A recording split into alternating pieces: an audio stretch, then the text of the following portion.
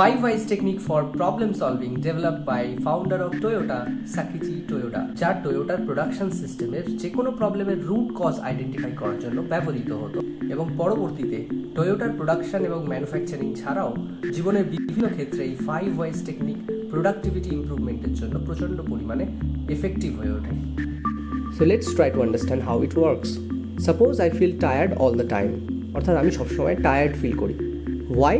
Because I don't get enough restful sleep. অর্থাৎ আমার যতটা ঘুমানো দরকার আমি ততটা ঘুমাই না। Why? Because I sleep late and wake up feeling groggy. কারণ আমি দেরি করে শুতে যাই এবং আমাকে ঘুম থেকে উঠতে হয় ঘুম জড়ানো চোখ নিয়ে। Why?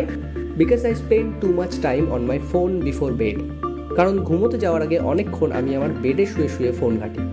Why? Because I don't feel sleepy, so I keep scrolling.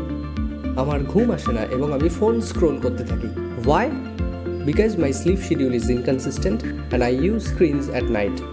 অর্থাৎ আমার স্লিপ শিডিউল ইনকনসিস্টেন্ট। আমি কোনোদিন 10টায় ঘুমাতে যাই, কোনোদিন 11টায়, কোনোদিন 12টায় এবং শুতে যাওয়ার আগে আমি অনেকক্ষণ ধরে ফোন ঘাঁটি এবং আমার স্ক্রিন টাইমটা বেশি হওয়ার জন্য আমার ঘুম আসে না। তো এভাবে 5বার আমরা হোয়াই এই কোয়েশ্চেনটা করার মধ্যে দিয়ে রুট কজ অফ দ্য প্রবলেমকে কিন্তু আইডেন্টিফাই করে ফেলতে পেরেছি।